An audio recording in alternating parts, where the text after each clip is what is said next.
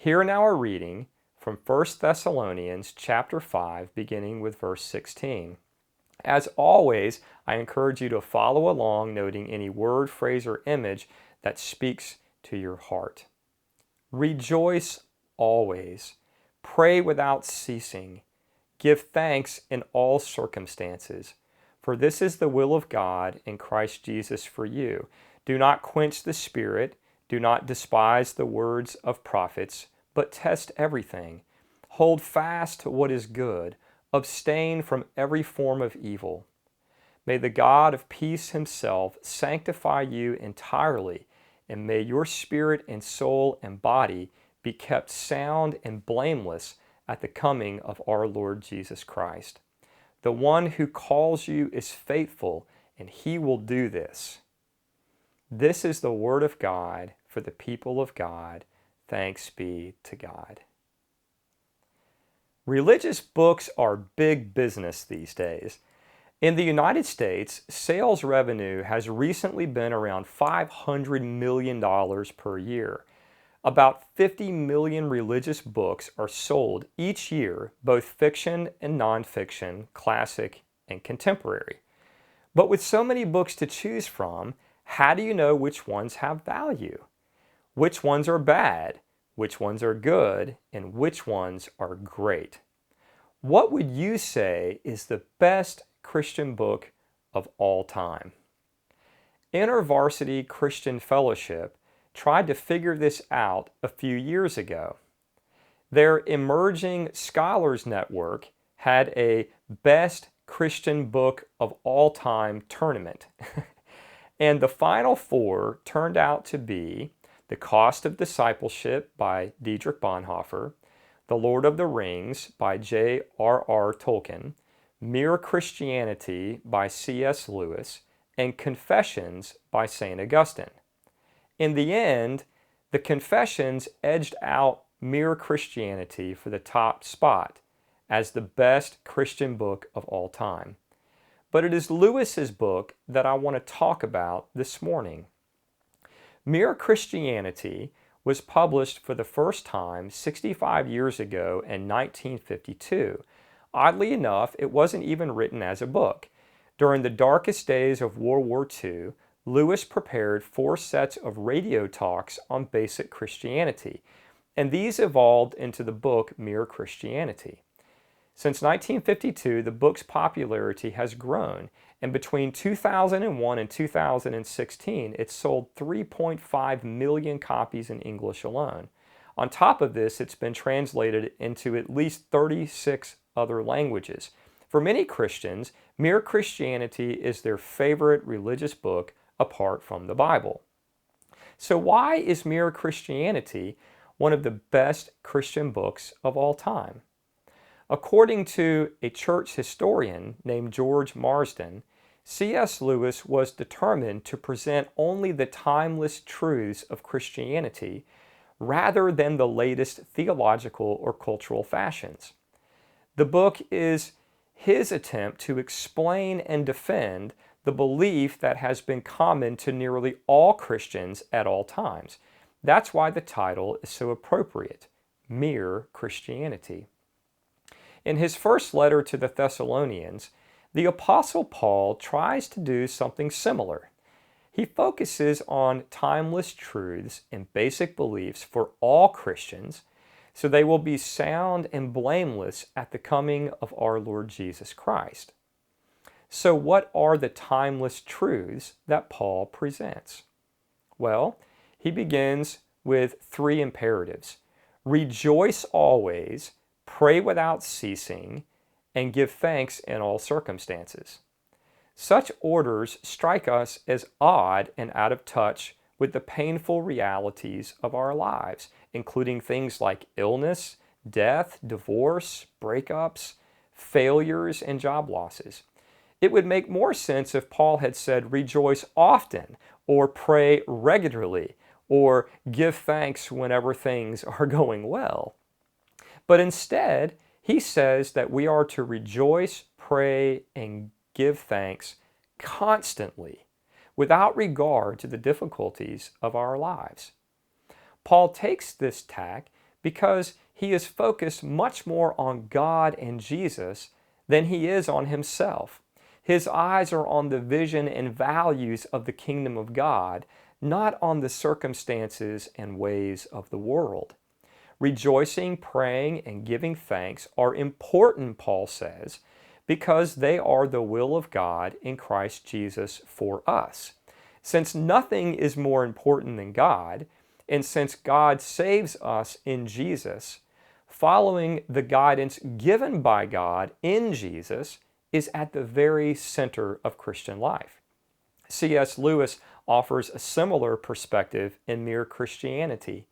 He stands aside and points toward God rather than toward himself.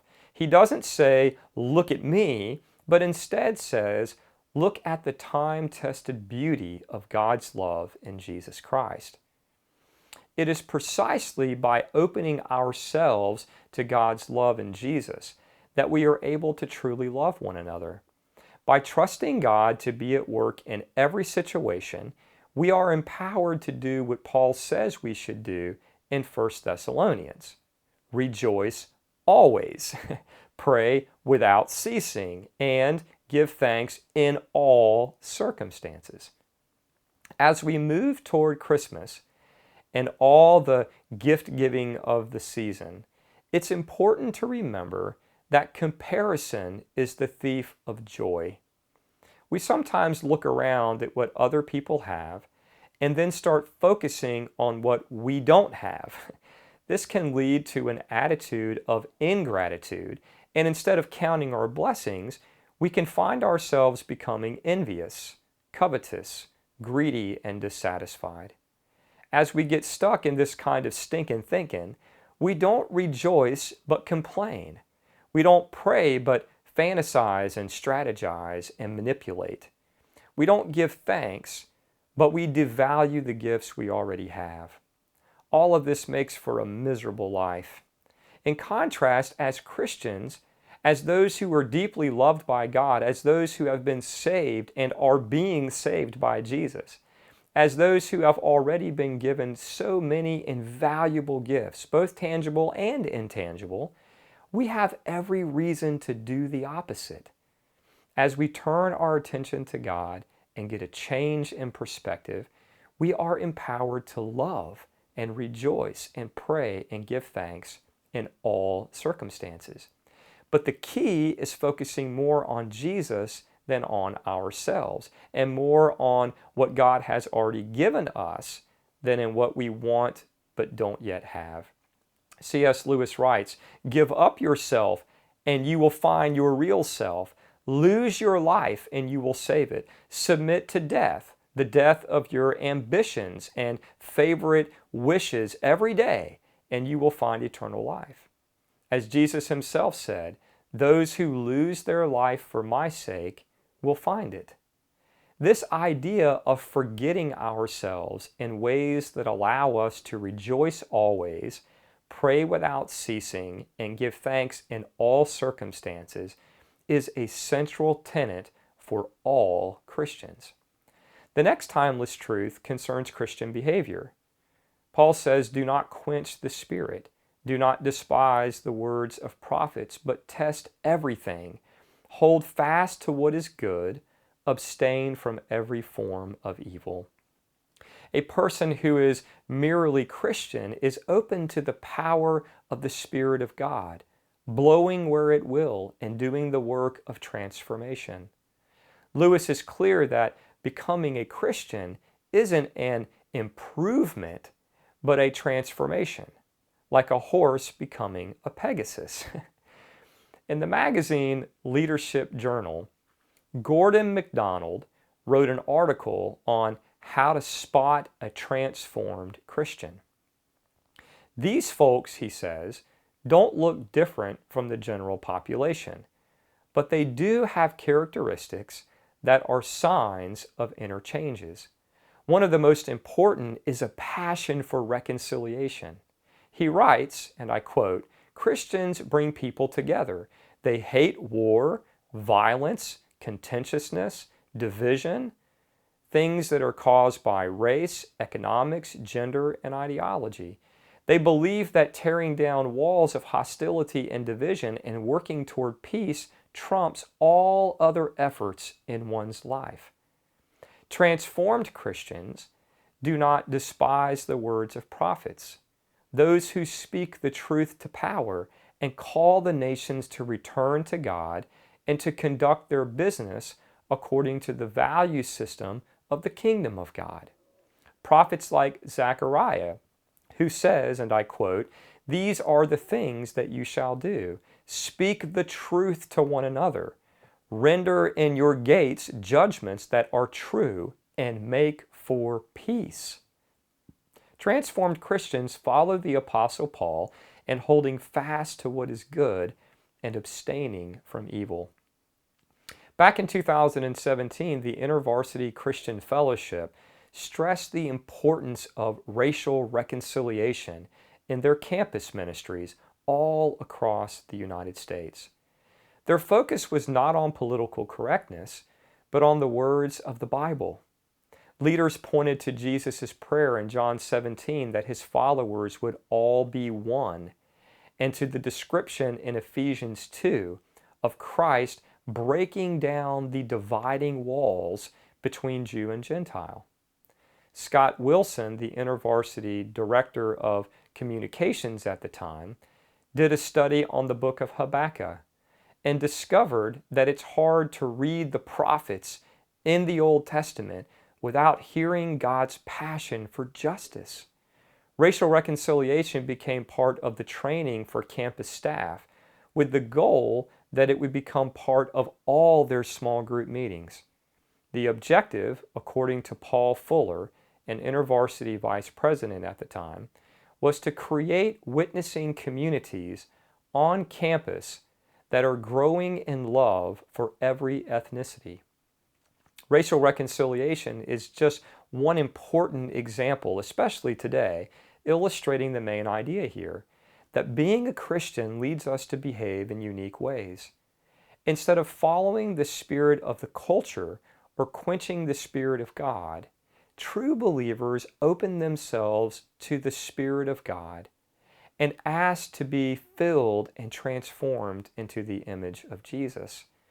Rather than tumbling into evil, they hold fast to what is good. Listening to the words of the prophets, they work for peace, justice, and reconciliation. All of this prepares us for the coming of our Lord Jesus Christ. As we continue through this season of Advent, let us focus on the coming of Jesus. His arrival at Christmas gives us another chance to rejoice always, pray without ceasing, and give thanks in all circumstances. His life of love and service shows us how to hold fast to what is good and abstain from every form of evil. Let us not overcomplicate things, but focus on the basics so that we can enjoy all the gifts that Jesus brings during this holy season. Will you join me in prayer? Gracious God, we thank you so much for the hope of this season and for the way that you speak to us through your word if we are obedient to read it and meditate upon it. We ask, God, that in all of the hustle and the bustle of the Christmas season, that you will remind us of what is most important.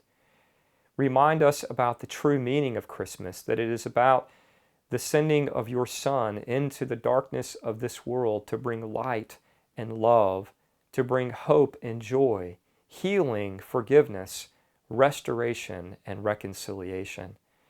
Get us in touch with the basics of what it means to be a follower of Jesus, and help us as we anticipate celebrating the birth of your Son once again to recommit our lives to his way of life. We pray these things in Christ's name. Amen.